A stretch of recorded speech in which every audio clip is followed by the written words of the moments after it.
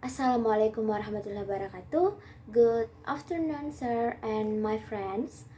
So, first of all, I would like to thank you for the opportunity given to us. On this occasion, we are from Group 7. We will discuss a topic entitled Gender and Language Use. Before that, let us introduce ourselves first. I'm Dizaharan Arafat as the moderator and first speaker, and Nur Dewi as the second speaker, and then Dian Adeputri as the third speaker, and the last speaker, Sri Wahyu Nadia. So, without further ado, let's see. Okay, so this is a table of contents.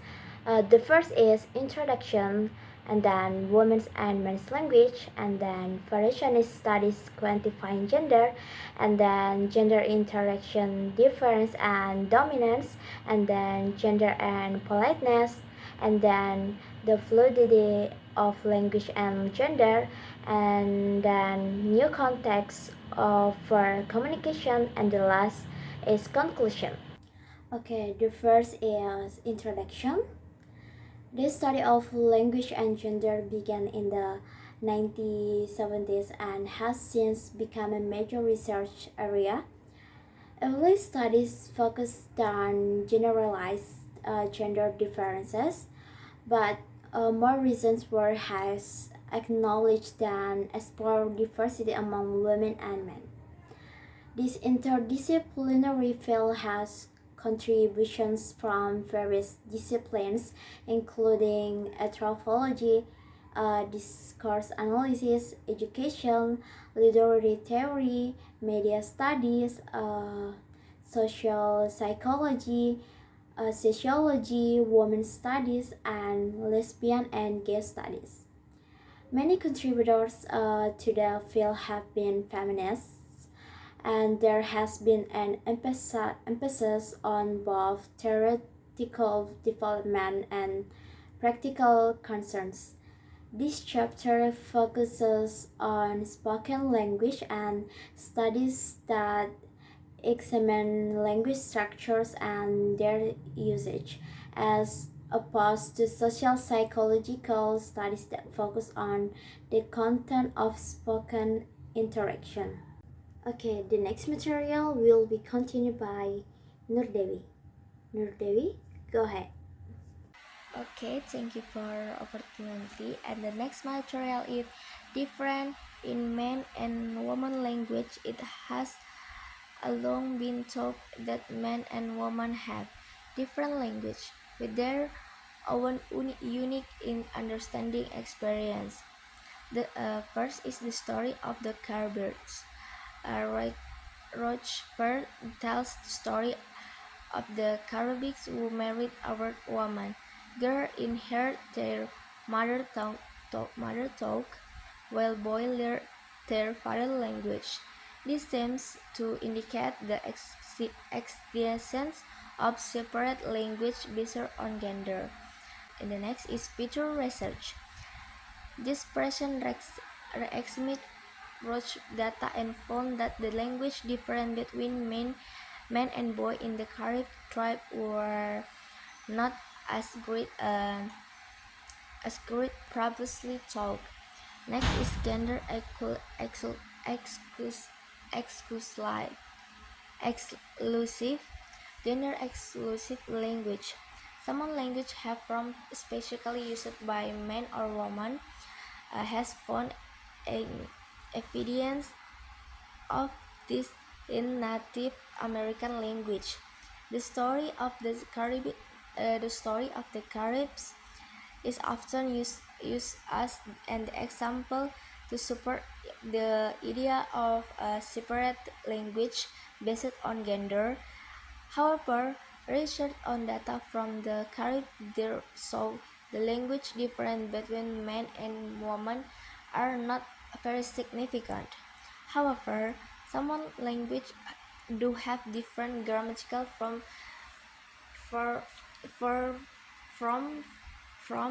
for use by men and women. The next material is uh, variation study quantifying gender. First is gender and social stratification. William Labov, in the study in the New York City and the Peter Truckley of Norwich in England, found that with each social class group and the actors' age stylist context study, their female information tended to us more presthetic or high-status language features, and their male informatic more vernacular language features.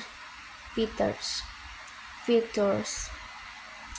This fitting has been recycled in the several study carried out, particularly in Western and rapid English-speaking contexts, and the Mercury 1978, Shui 1997, Worm 1969, as with the other findings from stratification studies, will render different represent a statistical tendency. It's not the case that a chart decreed female and male from both women and men were found the use parity pronunciation, but other things being equal, women and tended to us more of the than men. In his study, Antoria we first will copy a lower social position than their hands, but if one win us education at type a compassion as criteria, many women, especially wives of working class men, would comes about her husbands. Their clothes affect the result of verification study in which women were found as more present language features than men from the same social class group. One is the social linguistic interview along with the contraction of different scientific contexts seen and problematic and this language and gender. The code of sociolinguistic interview touch a characteristic of interviewer. The question asked were where the interview take place, what the participants perhaps to be proposed different speaking texts will affect the speech in information and may affect female and male information differently. Two is interpreting gender difference. Of the main interpreter we mentioned above, truthfully claim about woman and men. Woman's status consciousness has been the subject some critics and would not now be general academy mainly because the absence of confident independent and defeat that women actually are more status conscious than men. There is not is other hand some accident or associated of working speak in with masculinity because the absence of confident independent and defeat that women actually are more status conscious than men. There is not is other hand some accident or associated of working speak in with masculinity. And the second is gender and lifestyle or patterns in interaction. The difference in language use based on gender acts various communities highlight the roles on social network, employment patterns, and interaction in influencing language variety. Leslie Mirror in 1918 found, found that gender difference in language is varied its working class community in the blessed influenced by the strength of the social media networks. Patria Nicholas in 1979 studied in a rural-based community in Carolina and saw the different work patterns and social contact between men and women occurred affected chair as standard or Creole language. Beth Thomas in 1818 emphasized the role in religious activity of language as in Wallace. Susan Gall found that women in Blighwind community in Austria protect to speak Germany to avoid association with peasant life. The studied closely importance of the conscience, the lifestyles, and the social network of men and women to understanding gender-based language variety. And the three is uh, gender and acts of individu. Leslie Miller research in Belfast solely that men and women use different linguistic variables to express their intruders into the community, with the more likely to ask certainly verna- vernacular forms as a market as marquality. Thank you, Nurdevi. The next material will be continued by Dian Adeputri. Go ahead. Okay, thank you for the opportunity. I'm gonna continue. The next material is about gender in interaction, difference, and dominance. Research indicates that women tend to communicate cooperatively and supportively, while men often dominate conversations, interrupting more frequently and focusing on the content of discussions. Studies have shown that men tend to talk more, especially in form context. Additionally, men interrupt women more than the reverse. In contrast, women more often use expressions that provide support and encouragement to others, and they tend to employ tentative language features like hedges and talk questions. Women are also more likely to give and receive compliments compared to men. A significant debate arising from this research centers on whether differences in speaking styles between women and men are best understood as cultural differences or as outcomes of power imbalances. Some researchers, like Robin Lakoff, argue that women's speech reflects inequities and social injustice. Conversely, Don Zimmerman and Candice West have pointed out that interruptions are predominantly made by men, illustrating a dominant behavior. Pamela Fishman highlights that women provide more conversational support, indicating that social interactions reinforce power hierarchies between genders. Daniel Maltz and Ruth Barker suggest that differences in speaking styles arise from learning in some gender peer groups. Deborah Tannen posits that women and men use language differently. Women focus on connection and intimacy, while men tend to view conversation as a contest. Jennifer Curtis aims to give a positive valuation of women's speech, but other researchers like Deborah Cameron emphasize the importance of considering power dynamics in gender communication analysis. Overall, this material illustrates That while there are distinct communication styles between women and men, it is essential to consider the social context and power relation influencing these interactions. Okay, we'll continue to the next material. It's about gender and politeness. Some researchers have drawn on politeness theory to interpret the women's and men language use.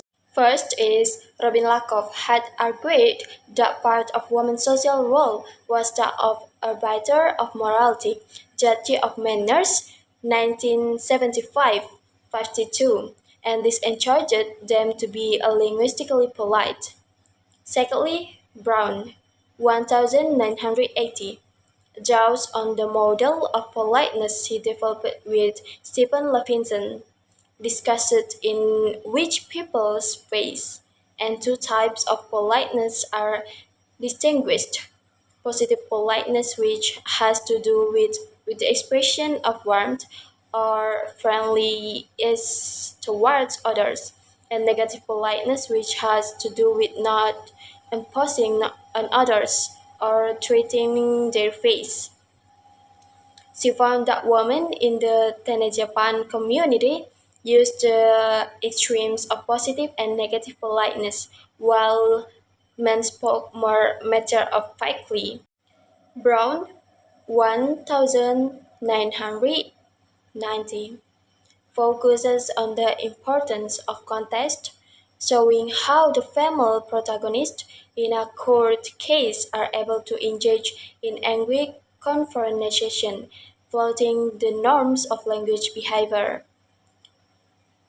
Politeness theory has been drawn on in the interpretation of women's linguistic difference in Japanese, and it seems consistent with language behavior in other contexts, for instance, the use of blonipa in African languages.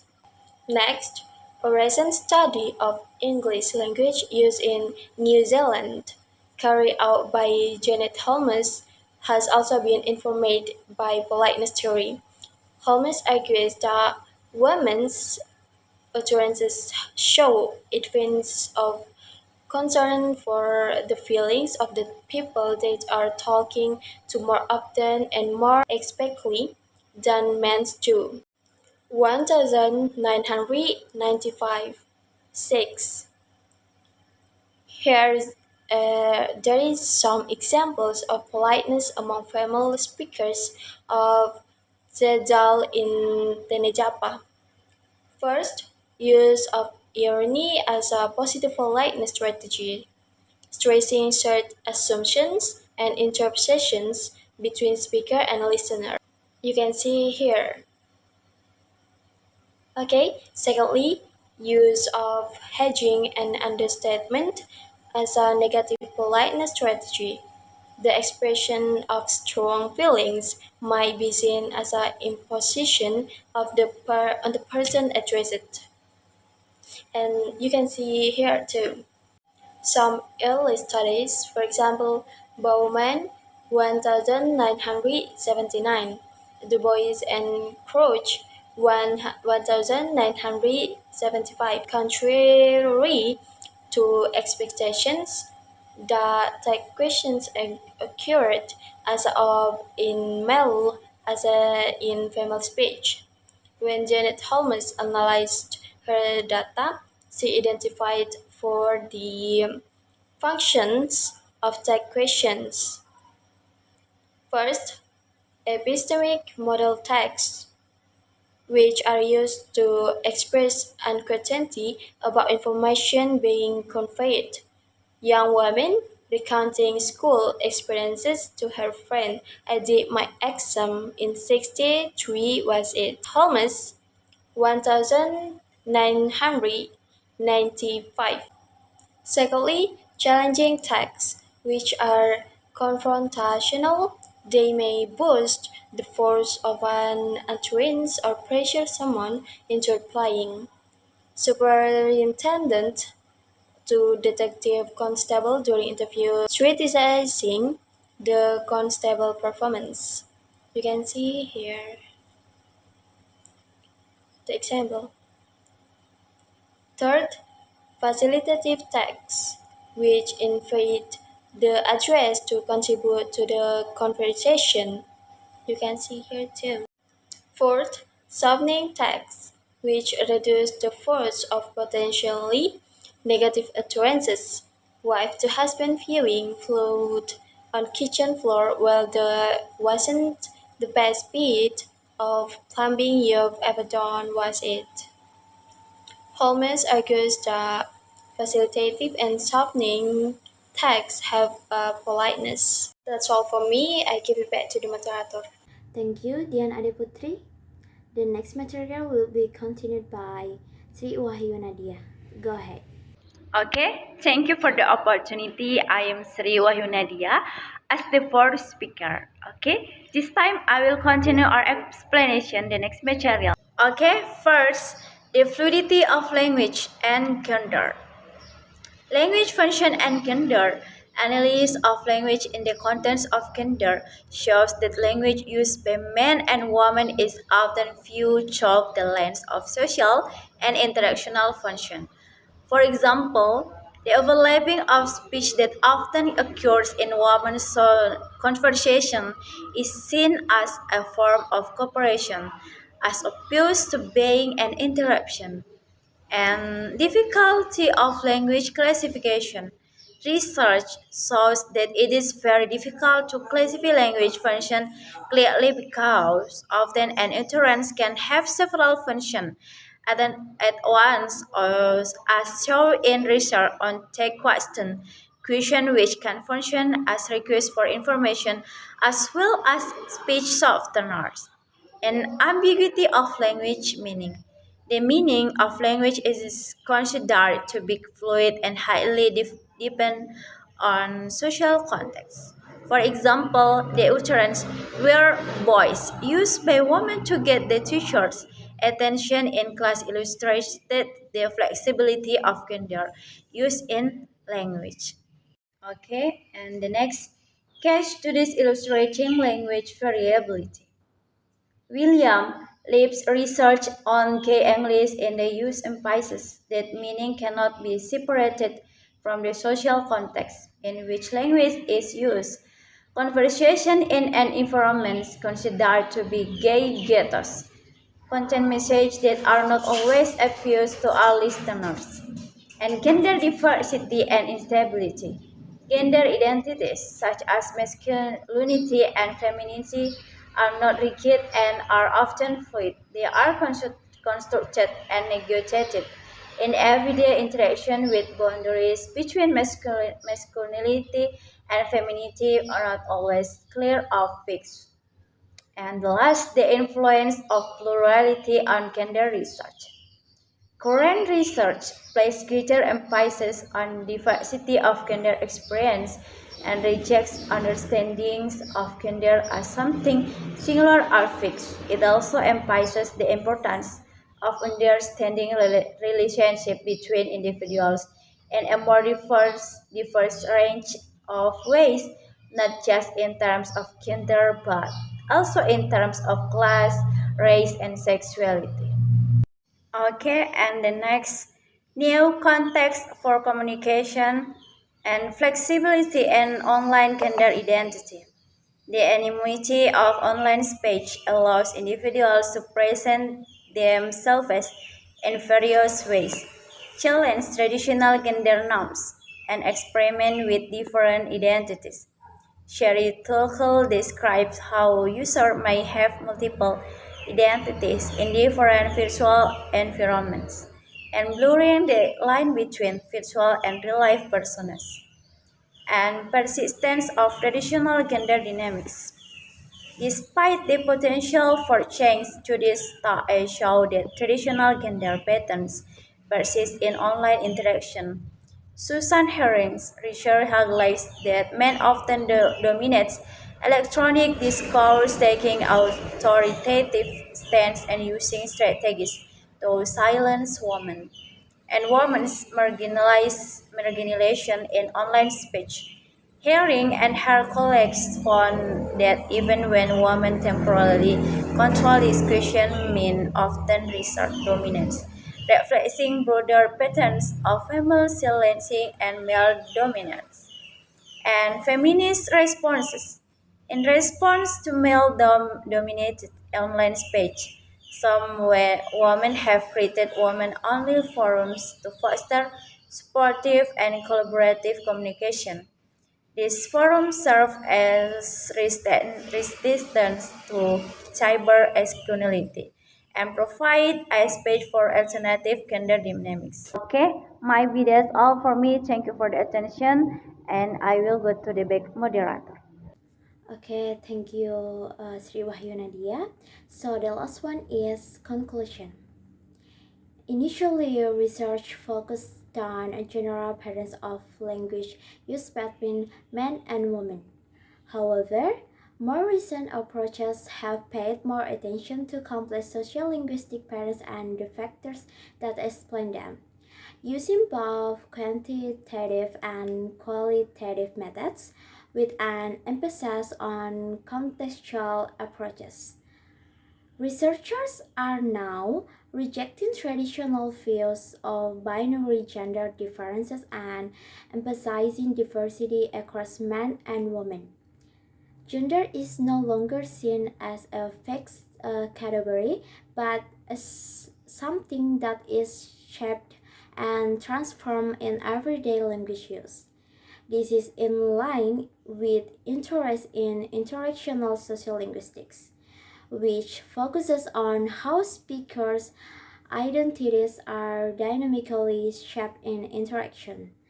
However, questions remain about the extent to which small-scale studies can be used to make broader generalizations about gendered language behavior. Gendered language use also raises issues of power and inequality between men and women. Although some approaches are more dismissive of the power aspect.